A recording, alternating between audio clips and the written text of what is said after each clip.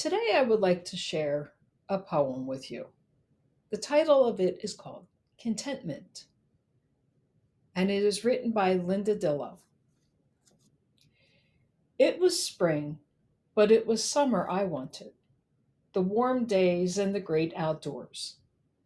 It was summer, but it was autumn I wanted, the colorful leaves and the cool, dry air.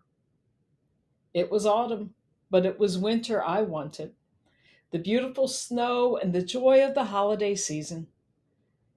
It was winter, but it was spring I wanted, the warmth and the blossoming of nature. I was a child, but it was adulthood I wanted, the freedom and the respect. I was 20, but it was 30 I wanted, to be mature and sophisticated. I was middle aged, but it was 20 I wanted, the youth and the free spirit. I was retired, but it was middle aged that I wanted, the presence of mind without limitations. My life was over, but I never got what I wanted. How many of us can relate to that poem? Always looking for something else, looking outside to find our source of contentment, for satisfaction. And are we concerned, perhaps, that that final line of the poem could come true for us? Is that what you want? I think not. I know it's not what I want for myself. So the question is true contentment possible? Well, I think that it is. And I would like to use a different kind of story today to help us learn how to find true contentment in our lives. And the story is the one of Pygmalion. No, not the George Bernard Shaw play, but the Greek myth of Pygmalion and Galatea. Now, Pygmalion was a sculptor, and he was a gifted sculptor, and he was committed to his life of creating art. He created beautiful sculptures, and he was so committed to his life in creating art that for reasons that are unknown to us, he did not have a favorable attitude toward women. So much so that he had vowed to never marry. Well, it came to pass that he, one day, and then over a course of time, carved and created the most exquisite, beautiful sculpture of a woman. She was exquisite in beauty. Perhaps she looked a little bit like this. And she was probably much bigger. We also know from the name that he gave to her, Galatea, which means she who is white like milk, that she was not exactly like this. However, the sculpture is exquisite in its detail. Everything is perfect in its place. And Pygmalion fell in love with his sculpture of a perfect woman. He fell in love with her to the extent that he treated her like a real woman. He dressed her, he adorned her, he kissed her, he wished that she would be the real woman of his dreams. Perhaps the dreams that he did not realize consciously that he had. and yet he held them inside. And the feast of Aphrodite, the goddess of love, was coming up. So Pygmalion traveled to where Aphrodite was, and he said his prayers and he pleaded to her for the true love of his life to come. And Aphrodite saw the love that was in his heart, and she granted that wish. And Galatea came to life. When Pygmalion went home, he did not know that his prayer had been answered. And when he kissed her and he felt the warmth return and that she kissed him back, he realized then that his dream, his prayers had been answered. Oh, can you imagine how he felt? And as the story is told, they lived happily ever after. So, how is this relatable to our story and our story as told from a metaphysical perspective? Well, I would like to propose that when Pygmalion approached Aphrodite, that is what we would say going within. He spent time in prayer and meditation. And in spending time in prayer and meditation with that divine idea clearly in his mind of his perfect love, he found contentment. If you want to find contentment, go within.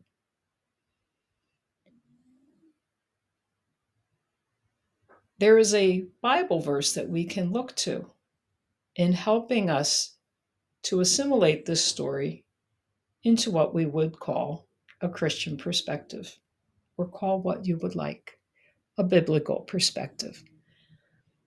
And we find that in the book of Philippians, chapter 4, verses 8 to 9. And Paul writes, "Finally, brothers and sisters, whatever is true, whatever is honorable, whatever is just, whatever is pure, whatever is pleasing, whatever is commendable, if there is any excellence, and if there is anything worthy of praise, think about these things. As for the things that you have learned and received and heard and noticed in me, do them, and the peace of God will be with you." Now, we often hear that first verse, verse 8. And it's not often as frequent that we hear the follow-up verse. And yes, in Unity, we do promote the idea of positive thinking, and it is a beneficial way of life. It also needs to be followed with action. And Herbert Hunt, in a study on the New Testament that is found on truthunity.net, he summarized verses 8 through 9. And he said this: Paul urges his converts to put their positive thoughts into action. So he is saying, what you have learned and received and heard and seen in me, do. Positive thinking must be followed by positive action. Going within is a positive action. If you want to find contentment, go within.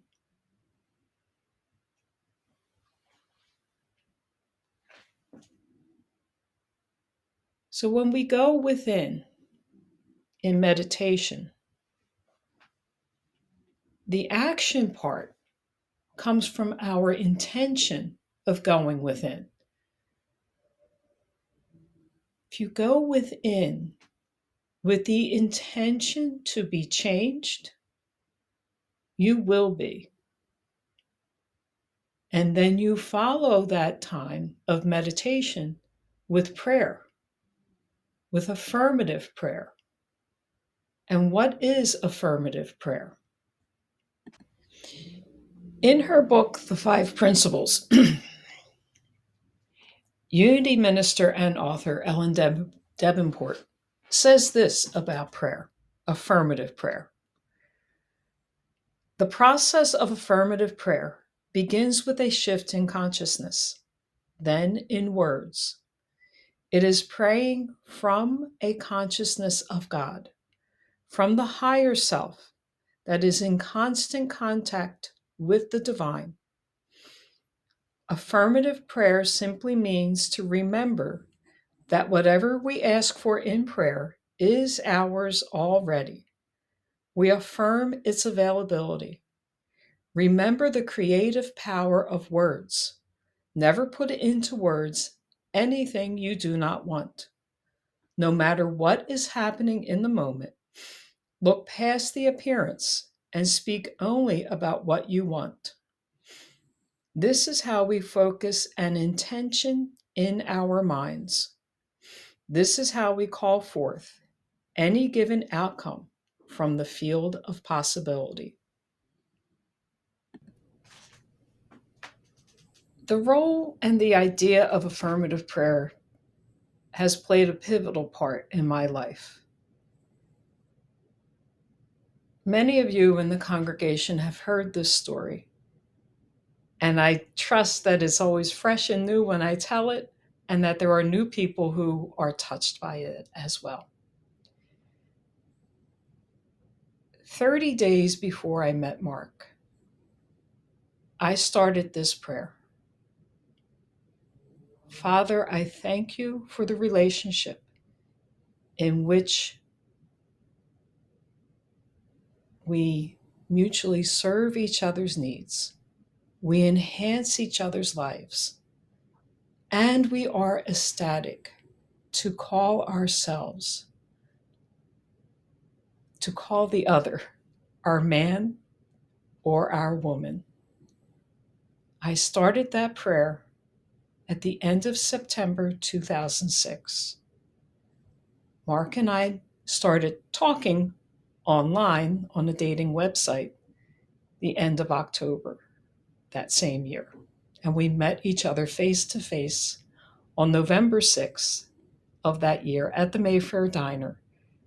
And we go there every year since then to celebrate what we call our date anniversary. And in that prayer, I felt as if I knew that relationship was already in place.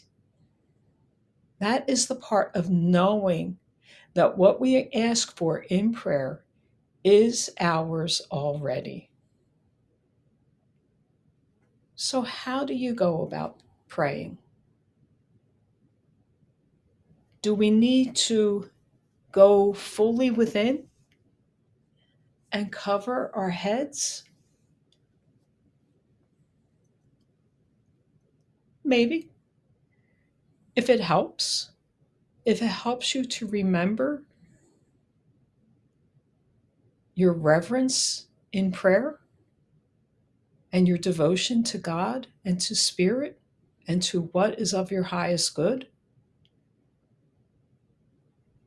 you can do that if you'd like. There's nothing wrong with that.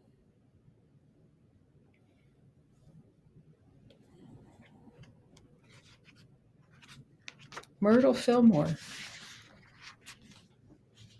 in her book, How to Let God Help You, has an entire chapter on contentment. And it's not long. These are not long chapters. And I'm just going to read a short part from this short chapter. By finding the all providing love of God within your own soul, you become a magnet to attract manifest supply to yourself.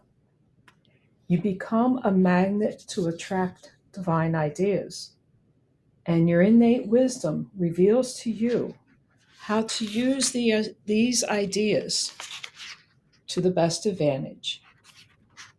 Your steps are being guided to whatever environment is best for you at this time. If you want to find contentment, go within. So, are you waiting for the perfect relationship, for the perfect job, for the perfect vacation? Fill in the blank. But are you waiting for that by looking to the outer? Because that will not bring contentment. This week, spend time in meditation and affirmative prayer.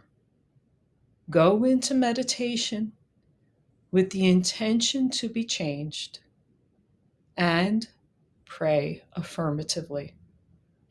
Focus on the good.